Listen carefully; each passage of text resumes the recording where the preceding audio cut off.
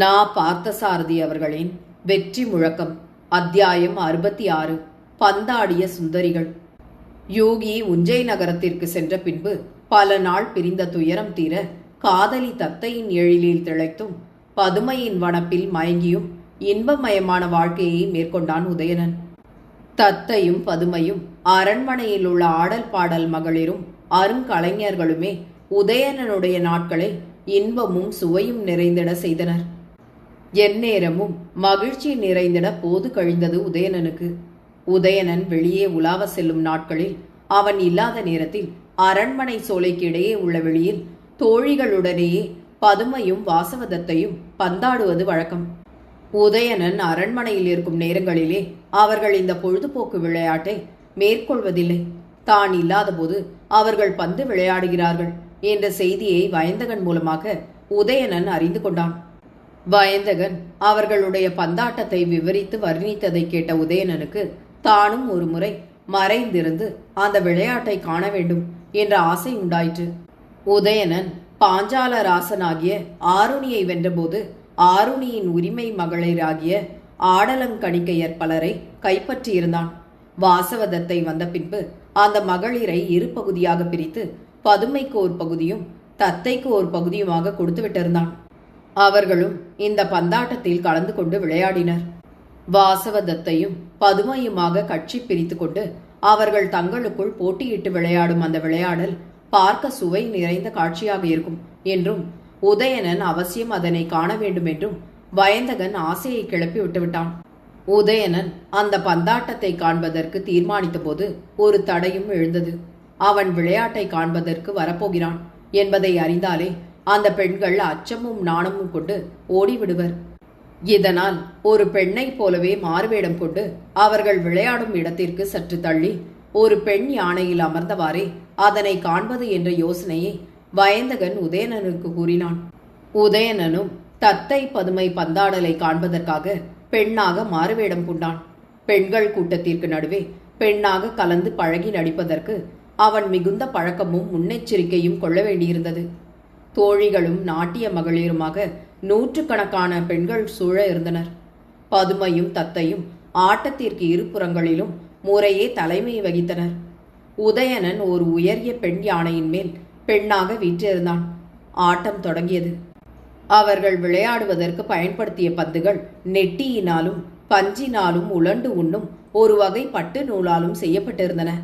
மயிர் பீலி, பட்டுக்கயிறு, பாம்பின் மெல்லிய தோல் முதலிய பல்வேறு வகை பொருள்களால் அவை புனைய பெற்றிருந்தன. அப்பந்துகள் யாவுமே பெண்கள் கைப்பற்றி விளையாடுவதற்கு ஏற்ற மென்மையும் நளினமும் பொருந்தி விளங்கின. முதலாக ராசனை என்னும் பெண் விளையாட்டை தொடங்கி வைத்தாள். சிலம்புகள் குலுங்க, கை வளைகள் கலகல என்று கீதம் செய்ய அவள் பந்தை பாய்ந்து பாய்ந்து ஆடிய காட்சி கண்களுக்கு விருந்தாக அமைந்தது. இடைவிடாது 1000 எண்ணிக்கை வரை அவள் சோர்வு இல்லாமல் பந்தை அடித்துவிட்டு நீங்கியதும் வாசவதத்தையின் உயிர் தோழியாகிய காஞ்சனமாலை என்பவள் தொடர்ந்து ஆடினாள். பந்தாடுவதில் உள்ள சில சாதுரியமான முறைகளை கடைபிடித்து ஆடியதனால் அவளால் 1500 எண்ணிக்கை வரை ஆட முடிந்தது. காஞ்சனமாலைக்கு பின்பு விளையாடிய பதுமையின் தோழியாகிய ஐராபதி அரிய முயற்சியின் பேரில் 2000 எண்ணிக்கை வரை பந்தடித்து காண்போரை வியக்க செய்தாள். ஐராபதி இவ்வாறு அற்புதமான சாமர்த்தியத்தோடு விளையாடியதைக் கண்டு அடுத்து விளையாட வேண்டிய முறை உடையவளான வாசவதத்தையின் தோழி விச்சுவலேகிக்கு மிகுந்த ஆத்திரமும் பொறாமையும் ஏற்பட்டுவிட்டது. எனவே அதன் விளைவாக அவள் 2100 எண்ணிக்கை வரை ஆடி காட்டி ஐராபதியின் திறமையிலும் தன் திறமை உயர்ந்ததென்று நிரூபித்தாள். இதற்கு பின் விளையாடிய பதுமையின் தோழியாகிய ஆரியை என்பவள் திறமையாக விளையாடினாலும் 3000 எண்ணிக்கைக்கு மேலே அவளால் ஆட முடியவில்லை.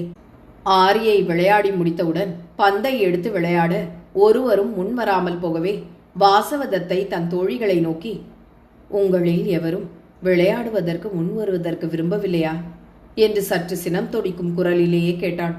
உடனே கோசல நாட்டை சேர்ந்தவளும் வாசவதத்தையின் ஆயத்தில் இருந்தவளுமான மானனிகை என்ற வனப்பு மிக்க பெண் பெருமிதம் தோன்ற நடந்து முன்வந்தாள். பந்தை எடுத்து விளையாடுவதற்கு முன் அவள் கூடியிருந்த மற்ற பெண்களை நோக்கி சில கருத்துக்களை பேசலானாள். அந்த பேச்சில் அதுவரை விளையாடியவர்கள் தத்தம் ஆடல்களில் செய்த தவறுகளை சொல்லிவிட்டு பந்தாட வேண்டிய முறையை பற்றியும் விளக்கி கூறிய பின்பே அவள் விளையாடுவதற்காக பந்தை எடுத்தாள்.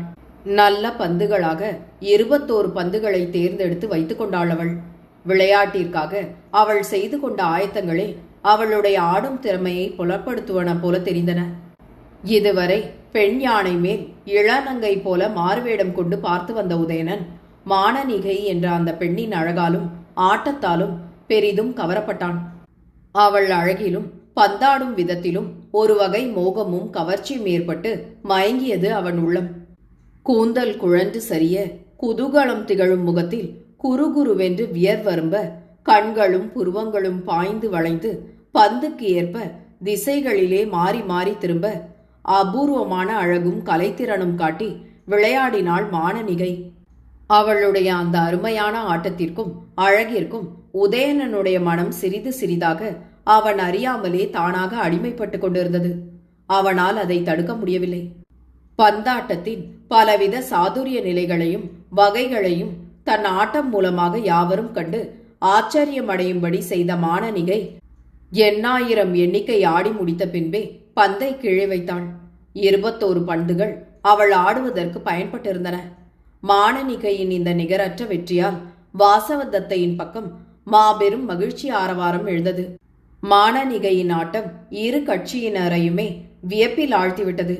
இந்த பெண்ணின் அழகை நம் அரசன் காண நேர்ந்தால் பின்பு நம்மை நினைத்து கூட பார்க்க மாட்டானே. இவள் அழகுதான் அவ்வளவு அரிது என்று காரணமற்ற ஒரு விதமான பொறாமை எண்ணமும் மானனிகையை கண்டு வாசவதத்தைக்கு உண்டாயிற்று. உண்மையில் அந்த அழகியை உதயணன் அப்போதே மாறுவேடத்துடன் கண்டு கொண்டிருக்கிறான் என்பதை அவள் எவ்வாறு அறிவாள்? பதுமை முதலாக அந்த கூட்டத்தில் இருந்த மற்ற யாவருக்கும் கூட வாசவதத்தைக்கு ஏற்பட்டது போல மானனிகையின் மேல் இவ்வாறு பொதுவாக ஒரு பொறாமை ஏற்படவே செய்தது. மானனிகை பந்தாட்டத்தை நிறுத்தியவுடனே ஆசையால் தன்னை மறந்துவிட்ட உதயணன் சற்று அருகிலே சென்று அவளை காண வேண்டும் என்று விரும்பினான். எனவே உடனே தான் அமர்ந்திருந்த பெண் யானையின் மேலிருந்து கீழே இறங்கி சட்டென்று தன்னுடைய பெண் வேடத்தை கலைத்து விட்டான் அவன். வேடம் கலைந்தவுடன் தன் சுய உருவத்தோடு அவர்களுக்கு இடையே அவன் சென்று நின்றான். சற்றும் எதிர்பாராத நிலையில் திடீரென்று அவனை அங்கே கண்டதினால் பதுமை, தத்தை முதலிய யாவரும் அச்சமும் நாணமும் கொண்டு அங்கிருந்து ஓடி சென்று விட்டனர். அங்கனம் ஓடி சென்றுவிட்ட அவர்கள் நேரே தத்தை அந்தப்புறத்திற்குள்ளே போய் மறைந்து கொண்டனர். மானனிகையின் அழகு கவர்ச்சியினால் தன் வசம் இழந்து ஓடி வந்திருக்கிறான் உதயணன் என்பதை அவன் நிலையிலிருந்து புரிந்து கொண்டாளாகையால் மானனிகையை வாசவதத்தை ஒரு அறைக்குள் தள்ளி மறைந்திருக்கும்படி செய்துவிட்டாள். மானனிகையை மீண்டும் உதயணன் கண்டுவிடாதபடி செய்துவிட வேண்டும் என்பது அவள் கருத்து. மானனிகையின் அழகால் அரசன் என்ன ஆவானோ என்ற பயம் அவளுக்கு உண்டாயிற்று. பூஞ்சோலையில் தான் திடும் என்று சென்று நின்றதும் யாவரும் ஓடிவிட்டதனால் ஏமாற்றமடைந்த உதயணன் மானனிகையை இனி எப்படி காணுவது என்று கலங்கினான். உடனே தத்தையையும் பதுமையையும் அழைத்து கேட்டால் என்ன என்று தோன்றியது அவனுக்கு. அவ்வாறே செய்ய வேண்டும் என்ற கருத்துடன் அவனும் அரண்மனைக்கு புறப்பட்டு சென்றான். சென்று அரண்மனையை அடைந்தவுடன் குற்றேவல் மகளிராகிய பணிப்பெண்களை அழைத்து அந்தப்புறத்திற்கு சென்று பதுமையை உடனே அழைத்து கொண்டு வாருங்கள். தத்தையின் அந்தப்புறம் போய் அவளையும் அழைத்து வாருங்கள் என்றான். அவன் மன உணர்வுகள் கட்டுக்கடங்காத ஆவலில் இருந்தன. உதயணன் கூப்பிட்டு அனுப்பிய சிறிது நேரத்திற்கெல்லாம் பணிப்பெண்கள் தத்தையும் பதுமையும் முன்வர பின்தொடர்ந்து அவனிடம் அவர்களை அழைத்து வந்தனர். பதுமை, தத்தை இருவரும் அவனை வணங்கி தங்களை அப்போது அழைத்து அனுப்பிய காரணம் யாதென்று இனிய மொழிகளிலே கேட்டனர். நா. பார்த்தசாரதி அவர்களின் வெற்றி முழக்கம். அத்தியாயம் 67. மானனிகை மயக்கம். தன் முன் வந்து நின்ற வாசவதத்தையையும் பதுமையையும் நோக்கி, உங்களோடு சற்று முன் பந்தாடிய தோழி பெண்கள் எல்லோரையும் ஒருவர் கூட விட்டு போகாமல் இப்போதே இங்கே அழைத்து வாருங்கள் என்று உதயணன் கூறினான். அதை கேட்ட பதுமையும் தத்தையும் தத்தம் தோழிமார்களை அழைத்து வருமாறு மீண்டும் அருகில் இருந்த பணிப்பெண்களையே அனுப்பினர். அவர்கள் சென்று மானனிகையை தவிர 2 தேவிமார்க்கும் சொந்தமான எல்லா தோழி பெண்களையும் கூட்டிக் கொண்டு வந்து நிறுத்தினர். அவர்கள் யாவரும் வந்தவுடன் உதயணன் தன் கோப்பெருந்தேவியர்களாகிய பதுமையையும் தத்தையையும் நோக்கி, இதோ நிற்கும் உங்கள் தோழியர்களை ஒவ்வொருவராக சுற்றம், குலம், பேர், ஊர் முதலிய விவரங்களோடு எனக்கு அறிமுகம் செய்து வைக்க வேண்டும் என்று வேண்டிக் கொண்டான். அவர்களும் அவ்வாறே அறிமுகம் செய்தனர். மானனிகை வராததை உதயணன் கண்டுபிடித்து விடுவானோ என்ற நடுக்கம் தத்தையை உள்ளூர பயங்கொள்ள செய்திருந்தது. எல்லோரையும் அறிமுகப்படுத்தி முடித்த பின், ஆம், சரிதான், உங்கள் தோழியரில் ஒரே ஒரு பெண்ணை மட்டும் நீங்கள் அழைத்து வராமல் மறைப்பதற்கு காரணம் என்ன என்று வாசவதத்தை மேலும் நடுங்குமாறு ஒரு கேள்வியை வினாவினான் அவன். உதயணன் மானனிகை வராமல் இருந்ததைத்தான் அவ்வாறு கேட்கிறான் என்பதை அனுமானித்துக் கொண்டாள் தத்தை. அவனுக்கு மானனிகையின் மேல் அவ்வளவு பற்று ஏற்பட்டிருப்பதைக் கண்டு அவளுக்கு பொறாமையும் சினமுமே ஏற்பட்டன. இங்கு வராமல் இருக்கும் அந்த பெண்ணிடம் உங்களுக்கு ஏதாவது பேச வேண்டுமானால் அவளை தனியாக அழைத்து பேசிக் கொள்வதுதானே. அதற்காக இவ்வாறு எங்கள் யாவரையும் கூட்டம் கூட்டி அதை சொல்வானேன் என்று தனது ஆத்திரத்தை புலப்படுத்தும் குரலில் பேசினாள் தத்தை. அவள் பொறாமையினாலேயே அவ்வாறு பேசுகின்றாள் என்பதை உணர்ந்து கொண்ட உதயணன் தன் காதல் மயக்கத்தை அவள் அறியாதபடி மறைத்து சாதுரியமாக வேறு ஒரு செய்தியை கூறினான். தத்தை, அந்த பெண்ணை நான் காண கருதுவதில் தவறான நோக்கம் ஏதேனும் இருக்குமோ என்று நீ சந்தேகம் கொள்ள வேண்டாம். தோற்று இறந்து போல என் பகைவனாகிய ஆருணியை பற்றிய சில முக்கியமான அரசியல் செய்திகளை அந்த பெண் அறிவாள் என்று நான் கேள்விப்பட்டேன். அதற்காகவே நான் அவளை காண வேண்டும் என்று ஒரு பொய்யை கூறி அவள் சினத்தை மாற்றினான் உதயணன். இதை கேட்டதும் இது மெய் என்றே நம்பிய வாசவதத்தை உடனே ஒரு பணிப்பெண்ணை கூப்பிட்டு மானனிகை மறைந்திருக்கும் இடத்தை கூறி அவளை அழைத்து வருமாறு சொல்லி அனுப்பினான். உதயணன் மானனிகையை அழைப்பது ஆருணியை பற்றி விசாரிப்பதற்கே என்று தெரிந்து கொண்டதால் தத்தை பதுமையையும் தோழிமார்களையும் அழைத்து கொண்டு அந்தப்புறம் சென்று விட்டாள். இதனால் மானனிகையை உதயணன் தனிமையில் சந்திக்கும் வாய்ப்பு ஏற்பட்டது. பணிப்பெண் மானனிகையை அழைத்து கொண்டு வந்து அவன் முன்பு நிறுத்தினாள். உதயணன் பணிப்பெண்ணுக்கு செய்கை செய்யவே அவளும் ஒதுங்கி சென்றாள். செதுக்கி வைத்த பொற்பாவை போல அழகெல்லாம் ஒன்று திரண்ட உருவமாய் மிரள மிரள விழித்து கொண்டு அவன் முன்னே நின்றாள் மானனிகை. உதயணன் காதல் மயக்கம் பிறந்து மிளிரும் கண்களுடனே அவளை ஏறிட்டு பார்த்தான். மானனிகை முதலில் அச்சமும் நாணமும் கொண்டு ஒல்கி ஒடுங்கி நின்றாலும் உதயணன் தன்னை ஏறிட்டு பார்த்ததும் கொஞ்சம் துணிவை வரவழைத்துக் கொண்டு அவன் பாதங்களை குனிந்து வணங்கினாள். அவள் வணங்கும் போது ஒசிந்த சின்னஞ்சிறு மின்னல் இடையே நோக்கும்படி மோக வெறியில் ஆழ்ந்திருந்தன அவன் கண்கள். அவள் வணங்கி எழுந்ததும் தன் ஆசையை சிறிது அடக்கிக் கொண்டு நடிப்புக்காக ஆருணியை பற்றி அவள் அறிந்த விவரங்களை கூறுமாறு கேட்டான் உதயணன். ஆருணியை பற்றிய சில மறைவான செய்திகள் உனக்கு தெரியும் என்று கேள்விப்பட்டேன். அதை நீ கூறுவதற்கு முன் உன்னை பற்றிய விவரங்களை எனக்கு கூறு என்று அவன் கேட்கவும் அவள் ஏதோ மறுமொழி சொல்லத் தொடங்கினாள். அவளது அந்த குரல் அமுதமழை பொழிந்ததைப் போல உதயணன் செவிகளில் நுழைந்தது. அரசே, கோசலத்து மன்னனின் கோப்பெருந்தேவியாகிய சுந்தரி என்பவளுக்கு சேடியாக இருந்தவள் யான். பாஞ்சால ராசனாகிய ஆருணி கோசல நாட்டை வென்றபோது என்னையும் இன்னும் பல பெண்களையும் சிறை பிடித்து இங்கே கோசாம்பி நகரத்துக்கு கொணர்ந்தான். இங்கே என்னை கோப்பெருந்தேவிக்கு வண்ண மகளாக, அதாவது அலங்காரம் செய்பவளாக நியமித்திருந்தான். இப்போது ஆருணியை வென்று அவன் நாட்டை நீங்கள் கைப்பற்றி விட்டதனால் நாங்கள் அரண்மனையில் உங்கள் அந்தப்புறத்திற்கு உரிமை மகளிராயிருக்கின்றோம். என் வரலாறு இதுதான். தாங்கள் கேள்விப்பட்டது போல ஆருணியை பற்றி எனக்கு வேறு ஒன்றும் தெரியாது என்று சிரித்துக்கொண்டே விடை கூறினாள். மானனிகை தன் சொந்த வரலாற்றை பற்றி கூறியபோது நிறுத்தி நிறுத்தி கூறிய விதத்திலிருந்து அதில் அவள் எதையோ மறைக்க முயல்வது போல தென்பட்டது உதயணனுக்கு. அவள் மேல் தான் கொண்டுள்ள காதல் ஆர்வத்தை அப்போது உடனடியாக அவளிடம் வெளியிடுவதில் பயனில்லை என்று தனக்குள் தீர்மானித்துக் கொண்டு உதயணன் அவளை தன்னோடு நெருங்கி பழக செய்வதற்கு ஏற்ற பதவி ஒன்றில் நியமிக்க கருதினான். அவ்வாறு நியமித்துவிட்டால் மானனிகை தன்னோடு பன்முறை பழகி தன் உள்ளத்தை உணர்ந்து அன்பு கொள்ள வழி பிறக்கும் என்று அவன் நம்பினான். அப்படியானால் இன்று முதல் நீயே வாசவதத்தைக்கும் வண்ண மகளாய் இருந்து பணிபுரிய வேண்டும். உன்னுடைய அலங்கார திறமையெல்லாம் வெளிப்படுமாறு அவளை நீ அழகு செய்க என்று மானனிகையிடம் உதயணன் கூறினான். மானனிகையும் உடனே தத்தைக்கு வண்ண மகளாக இருப்பதற்கு தனக்கு பூரண சம்மதம் என்று கூறி சென்றாள். வாசவதத்தையின் வண்ண மகளாக நியமிக்க பெற்ற பின்பு நாள் தவறாமல் தத்தையை நன்கு அலங்காரம் செய்து உதயணன் காணும்படி செய்து வந்தாள் மானனிகை. சித்திரம் எழுதுபவர்கள் கண்டாலும் வெட்கம் அடையுமாறு அவ்வளவு திறமையுடன் தத்தையை மானனிகை அணி செய்து அனுப்புவாள். ஆனால் உதயணன் தத்தையின் அழகை கண்டு ரசிப்பதற்கு பதிலாக மானனிகையின் காதல் மயக்கத்தில் சிக்கி சிதைந்து தவித்துக் கொண்டிருந்தான். தனக்கும் மானனிகைக்கும் இடையே வளர வேண்டிய காதலை வளர்ப்பதற்காக தத்தையை ஒரு கருவியாக பயன்படுத்திக் கொள்ளும் அளவிற்கு துணிந்து விட்டான் அவன். மானனிகையின் மேல் அவனுக்கு ஏற்பட்டிருந்த மோகம் அவ்வாறு முற்றி கணிய தொடங்கிவிட்டது. மானனிகை தத்தையின் நெற்றியில் வாசனை குழம்புகளால் பல வகை அழகான திலகங்களை தீட்டி அனுப்பியிருப்பாள்.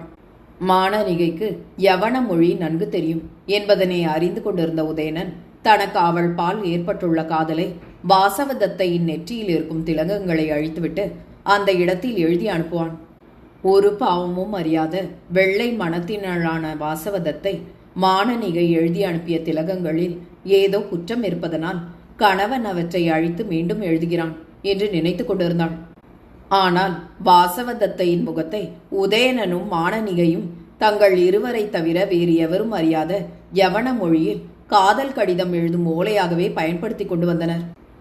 முதலாக தத்தையை அலங்கரித்து உதயணனிடம் அனுப்பியிருந்த மானனிகை தத்தை திரும்பி வந்ததும் அவள் முகத்தில் தான் எழுதியிருந்த திலகங்களுக்கும் அலங்காரங்களுக்கும் பதிலாக யவன மொழியில் ஏதோ சுருக்கமாக எழுதப்பட்டிருந்ததைக் கண்டு திடுக்கிட்டாள். தத்தை மானனிகையிடம், மானனிகை, நீ எழுதிய திலகங்களில் தவறுகள் நிறைந்திருந்ததாக சொல்லி என் கணவர் இவ்வாறு திருத்தி எழுதினார். இதை உன்னிடமும் காட்ட சொன்னார் என்றாள் மனதில் சூதறியாதவளாக. மானனிகை வியந்தாள். உதயணன் தன்னை காதலிக்கிறான் என்பதை அறிந்து மானனிகை மனம் பூரித்து களிப்பு அடைந்தாள். எனினும் தத்தையை கருவியாக வைத்துக்கொண்டு தாங்கள் யவன மொழியில் அவ்வாறு தங்களது உள்ளங்களை திறந்து காட்டிக்கொள்கிறோம் என்று எண்ணும் போதே அச்சமும் நாணமும் அவளை வருத்தி தயக்கம் கொள்ளுமாறு செய்திருந்தன. எனவே மறுநாள் வாசவதத்தைக்கு அலங்காரம் செய்தபோது தான் அவனுக்கு எழுதிய பதிலில், என் மீது அன்பு பூண்ட தேவரீர் எழுதி அனுப்பிய திருமுகத்தை கண்டேன். இத்தகையதொரு சூழ்ச்சி முறையால் வாசவதத்தையை இதற்கு பயன்படுத்திக் கொள்வது எனக்கு மிக்க பயத்தை அளிக்கிறது. பேதை மீது இவ்வளவு மிகுந்த அன்பு தங்களுக்கு வேண்டாம் என்று கேட்டுக்கொள்கிறேன். என் போல பெண்ணாக பிறந்த ஒருத்திக்கு இது நடுக்கத்தை உண்டாக்குவதாக இருக்கிறது. தத்தைக்கு துரோகமாக அமையக்கூடிய இதனை அறமுறைக்கு மாறாக நான் செய்ய விரும்பவில்லை என்று எழுதி அவளை உதயணனிடம் அனுப்பினாள். மானனிகையின் மறுமொழியுடனே தத்தையை கண்ட உதயணன் அதை படித்து வெந்த புண்ணில் வேல் எரிந்தது போல கலங்கினான். மானனிகை தன் கருத்துக்கு இசையாதவள் போல அஞ்சி எழுதியிருந்த சொற்கள் அவனை வருத்தின. உடனே, இந்த அலங்காரத்தில் பிழைகள் மலிந்திருக்கின்றன, வேறு நான் செய்கிறேன் பார் என்று தத்தையிடம் கூறி அவள் அலங்காரத்தை குலைத்து, இன்றைக்குள் உன்னை சந்தித்து அளவலாவ முடியாமல் போகுமானால் நான் இறந்து போவது உறுதி. மறுமொழி எதிர்பார்க்கிறேன் என்று புதிதாக மானனிகைக்கு எழுதி அதை உடனே சென்று மானனிகையிடம் காட்டுமாறு தத்தையை அனுப்பினான். உடனே சற்றைக்கெல்லாம் தத்தை அதை மானனிகையிடம் சென்று காட்ட அவள் உதயணன் பிடிவாதத்திற்கு அஞ்சி மறுக்க முடியாமல் தத்தைக்கு வேறு அலங்காரம் செய்பவள் போல இன்றிரவு கூத்தப்பள்ளியில் இருக்கும் குச்சர குடிகையில் காத்திருக்கவும், அங்கு வந்து சந்திப்பேன் என்று மறுமொழி எழுதி அவளை உதயணனிடம் அனுப்பினாள். வாசவதத்தை திரும்பவும் வரக்கண்ட உதயணன் மனம் மகிழ்ந்து அவளை அருகில் கொண்டு மானனிகை தனக்கு எழுதியிருப்பதை படித்துணர்ந்து மகிழ்ந்தான். மானனிகை சந்திப்பதற்கு சம்மதித்து இடமும் குறித்து அனுப்பியிருந்தது அவனை உவகை கடலுள் மூழ்க செய்தது. தத்தை, இந்த அலங்காரத்தில் ஒரு பிழையும் இல்லை, இது நன்றாக இருக்கிறது. மானனிகையை நான் பாராட்டியதாக கூறு என்று சொல்லி தத்தையை அனுப்பிவிட்டான் அவன். பகல் கழிந்து இரவு எப்போது வரப்போகிறது என்ற ஆர்வத்தோடு எதிர்பார்த்து துடித்தது அவன் உள்ளம். இரவு வந்தது. மானனிகை வாசவதத்தையின் அந்தப்புறத்திலிருந்து மறைவாக வெளியேறி தான் குறிப்பிட்டிருந்த கூத்தப்பள்ளியில் குச்சர குடிகையுள் சென்று இருந்தாள். உதயணன் வரவை எண்ணி நேரம் கழிந்து கொண்டிருந்தது அவளுக்கு. உதயணன் தான் கூத்தப்பள்ளியில் மானனிகையை சந்திக்க செல்வது பதுமை, தத்தை இருவருக்கும் தெரிந்துவிடக்கூடாது என்பதற்காக இருவரையும் ஒரு தந்திரமான வழியினால் ஏமாற்றினான். வாசவதத்தையின் இடத்தில் தான் அன்றிரவு பதுமையின் அந்தப்புறத்தில் தங்கப்போவதாகவும், பதுமையின் இடத்தில் தான் அன்றிரவு வாசவதத்தையின் அந்தப்புறத்தில் தங்கப்போவதாகவும் தனித்தனியே கூறி இருவரையும் ஒருங்கே ஏமாற்றிவிட்டு கூத்தப்பள்ளியில் மானனிகையை காண புறப்பட்டான். தான் பதுமை தத்தை இருவரையுமே ஏமாற்றிவிட்டதாக அவன் எண்ணம். ஆனால் அன்று காலையில் மானனிகையும் அவனுமாக தன்னை பல முறை அலங்கரித்து ஒருவர் பால் ஒருவர் அனுப்பியதாலும் வேறு சில நினைவுகளினாலும் மனத்திடையே மானனிகை உதயணன் உறவை பற்றி ஐயம் கொண்டு சிந்திப்பதற்கு காரணமாக இருந்தாலும் தத்தை உண்மை அறிந்து வருமாறு காஞ்சனமாலை என்னும் தோழியை உதயணன் அறியாமல் அவன் பின்னே அனுப்பியிருந்தாள். உதயணன் இரவில் எவரும் அறியாமல் கூத்தப்பள்ளியின் உட்புறம் புகுந்தபோது காஞ்சனமாலையும் அவன் பின்னால் உட்புகுந்து ஒரு புறமாக ஒளிந்து கொண்டு என்ன நடக்கிறது என்று கவனிக்கலானான். கூத்தப்பள்ளியின் இடையே அமைந்திருந்த குச்சர குடிகையில் நுழைந்து மானனிகையை சந்தித்து அளவளாவிக் கொண்டிருந்தான் உதயணன். மானனிகையின் அழகையும் அவள் மேல் தனக்கு ஏற்பட்ட அளப்பரிய காதலையும் பாராட்டி அவளது மனம் நெகிழுமாறு பேசினான் உதயணன். மானனிகை அவன் புகழ் உரைகளை கேட்டு தலை குனிந்தாள். உதயணன் ஆர்வத்தோடு அவள் கைகளை பற்றினான். மானனிகை அடுத்த வினாடி அவன் அணைப்பிலே சிக்கி கொடியென துவண்டாள். மகிழ்ச்சி மிகுதியில் வசம் இழந்தனர் அவர்கள். வசம் இழந்த அந்த நிலையை நீட்டித்தது. வெகு நேரம் கழிந்த பின் உதயணன் வாசவதத்தையின் முகம் தங்களுக்கு எவ்வாறு திருமுகம் எழுதுவதற்கு பயன்பட்டது என்பதை சிரித்து கொண்டே மானனிகையிடம் விளையாட்டாக கூறினான். அதற்கு பதிலாக மானனிகையும் சிரித்து கொண்டே சில கூறினான். இறுதியாக இரவு நெடுநேரம் ஆகியிருக்கவே இருவரும் பிரிய வேண்டிய போது நெருங்குவதை அறிந்தனர். நாள்தோறும் தன்னை அதே இடத்தில் வந்து அன்று போலவே சந்திக்க வேண்டும் என்று அவளை வேண்டிக் கொண்டு தன் சிறு விரலில் அணிந்து கொண்டிருந்த மோதிரத்தை அவள் கரத்து விரலில் அணிவித்து மகிழ்ந்தான் உதயணன். இதுவரை ஒளிந்து இருந்து கொண்டே இந்த நிகழ்ச்சிகள் யாவற்றையும் கண்டு கொண்டிருந்த காஞ்சனமாலை இப்போது மெல்ல அங்கிருந்து வெளியேறி சென்றாள். அவள் தத்தையின் அந்தப்புறத்திற்கு உடனே சென்று நடந்த நிகழ்ச்சிகளையெல்லாம் அவளிடம் கூறத் தொடங்கிய அதே நேரத்தில் இங்கே கூத்தப்பள்ளியிலிருந்து மானனிகையும் உதயணனும் பிரிய மனமின்றியும் இன்ப நினைவுகளோடும் பிரிந்து வெளியேறினர். நா. பார்த்தசாரதி அவர்களின் வெற்றி முழக்கம். அத்தியாயம் 68. உண்மை வெளிப்பட்டது. மறுநாள் வைகை நேரத்தில் உதயணன் சிறிதும் எதிர்பாராத நிகழ்ச்சி ஒன்று நடைபெற்றது. பொழுது புலர்ந்ததும் தான் காஞ்சனமாலை மூலமாக கேள்விப்பட்ட உதயணன் மானனிகை உறவை பற்றி அவனிடமே சாமர்த்தியமாக விசாரிக்க வேண்டும் என்று எண்ணியவாறே மனவேதனையுடனே அன்றைய அந்த இரவை உறங்காமலே கழித்தாள் தத்தை. உதயணன் மானனிகை ஆகிய இருவரும் தனக்கு அலங்காரம் செய்வது என்ற பேரில் தன்னை எந்த விதத்தில் பயன்படுத்திக் கொண்டுள்ளனர் என்பது பற்றி காஞ்சனமாலை கூறியவையும் அவர்கள் கூத்தப்பள்ளியில் அளவளாவி சரசமாடியதாக கேள்விப்பட்டதும் தத்தையின் உள்ளத்தை அணு அணுவாக சிதைத்து வருத்தின. பொழுது புலரட்டும், உதயணனிடம் சாதுரியத்துடன் பேசி உண்மையை வரவழைத்து விடலாம் என்று விடிவதற்கு காத்திருந்தாள் அவள். உதயணன் மானனிகையை கூத்தப்பள்ளியில் சந்தித்து பிரிந்த பின் அன்றிரவு தத்தையையோ பதுமையையோ காண்பதற்கு செல்லாது நேரே தன் சயன அறைக்கு சென்று உறங்கிவிட்டான். பொழுது புலரும் தருணத்தில் அவன் எழுந்தபோது வாசவதத்தை தன்னை காண்பதற்காக வந்து தன் சயன அறை வாயிலில் காத்திருப்பதை அறிந்தான். அவ்வளவு அருங்காலையில் அவள் தன்னை தேடி வர நேர்ந்தமைக்கு காரணம் என்ன என்று எண்ணிய போது உதயணனுக்கு திகைப்பு ஏற்பட்டது. கண்கள் சிவந்து கலங்கிய முகத்துடனே வந்து நின்ற அவளை அணுகி என்னவென்று அன்போடும் மிகுந்த ஆதரவோடும் கேட்டான் அவன். அரசே, நேற்றிரவு நான் விந்தையானதொரு கனவை கண்டேன். அதை கேட்டருள வேண்டும் என்றாள் தத்தை. அது என்ன கனவென்று எனக்கும் தான் சொல்லேன் என்று கேட்டான் உதயணன்.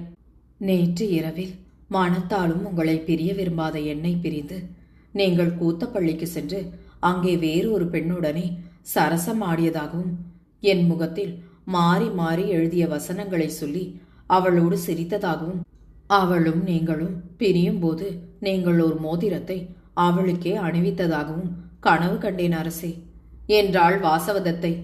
இவ்வாறு கூறிவிட்டு உதயணனின் முகபாவத்தை தன் பார்வையாலே ஊடுருவினாள் அவள். அவன் கை சுட்டு விரலில் மோதிரம் இல்லாமல் விரல் மூழியாயிருப்பதையும் கண்களின் நோக்கிலேயே கண்டுபிடித்து விட்டாள் தத்தை. உதயணன் தத்தையின் கனவை கேட்டு திடுக்கிட்டான். தான் மானனிகையை சந்தித்தது அவளுக்கு தெரிந்து விட்டதோ என்ற பயம் தோன்றியது அவனுக்கு. ஆயினும் அந்த இக்கட்டான நிலையிலும் தன்னை சமாளித்துக் கொண்டு பதில் கூற அவனால் முடிந்தது. தத்தை, நீ சொல்கிறாயே, அது போன்ற அனுபவத்தை கனவில் கூட நான் நினைத்ததில்லையே.